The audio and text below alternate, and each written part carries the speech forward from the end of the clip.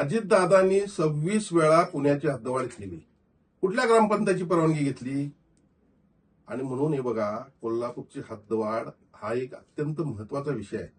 जवळपास 105 नगरपालिका महानगरपालिकेचे प्रस्ताव प्रलंबित आहेत. मी जबाबदारीने सांगतो की माझी सन्माननीय मुख्यमंत्री, दोन्ही उपमुख्यमंत्री, सर्व प्रमुख पदाधिकारी, पालकमंत्री, आमदार यांचे आमचं सर्वांचं एकमत झालेलं आहे की आता जनगणना सुरू आहे आणि 2027 मार्चला ज्यावेळी जनगणना संपेल ते सुरुवातीचे एक 10 गाव आपण त्यामध्ये घेऊ. आणि 10 गाव कुठली घ्यायची आहेत? तर त्यांना सर्व सोयी सुविधा आम्ही देतोय. बघा, ज्या शहराची हद्दवाढ झाली तर जिल्ह्याचा देखील विकास होतो. आणि म्हणून आज जे गोविंदराज साहेब या ठिकाणी आले होते, खरं म्हणजे ते ज्येष्ठ सचिव आहेत, अशा पद्धतीनं वक्तव्य करणं त्यांना शोभत नाही आहे. यामुळं शहरातील जनतेमध्ये फार निराशेची भावना या ठिकाणी निर्माण झालेली आहे. पण मी आश्वासित करतो की कुठल्याही परिस्थितीमध्ये 2027 मार्चच्या जनगणनेनंतर कोल्हापूरची हद्दवाढ होणार म्हणजे होणार.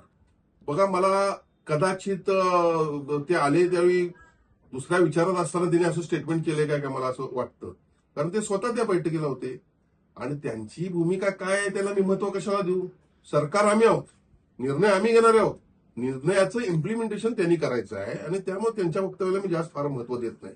आपल्या मुख्य नेत्यांच्याकडे हे पद आहे, नगर विकास खातं, त्याच खात्याचे हे अधिकारी होते, पण मुख्य नेत्यांकडे काय याची नाही. बघा, आता काय होते, मी मगाशी जसं म्हटलं की ते आले होते कोल्हापूर शहराच्या इतर विकासांचा आढावा घेण्यासाठी आणि आले होते. त्यात मी काही दिवसापूर्वी मी स्वतः सन्माननीय मुख्यमंत्री महोदयांना सांगितलं होतं की कोल्हापूर शहरात अनेक प्रकल्प सुरू आहेत, काही निधीचा अभाव आहे, काही नव्यानं प्रकल्प सुरू केले पाहिजेत, यासाठी एक आढावा होणं गरजेचं आहे.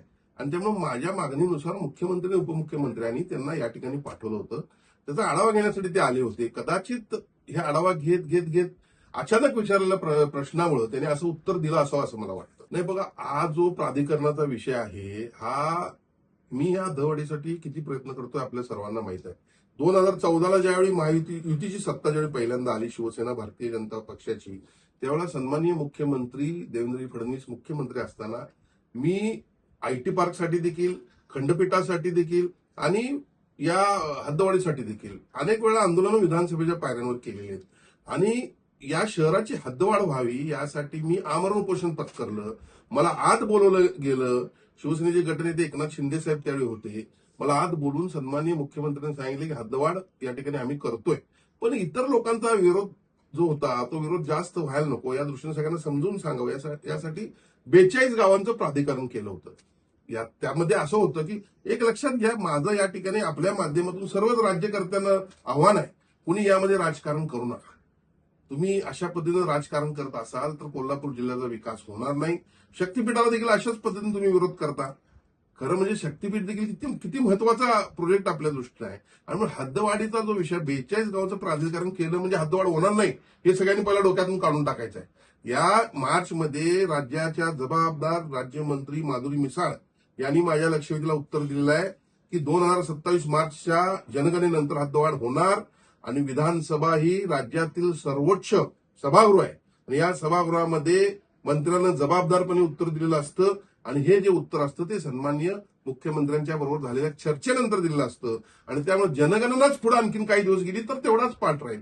नाहीतर ज्या दिवशी या राज्याची जनगणना संपेल त्या दिवशी मला माझा पूर्वीचा अवतार आणायला लागेल हे मी आपल्या माध्यमातून सर्वांना सांगू इच्छितो.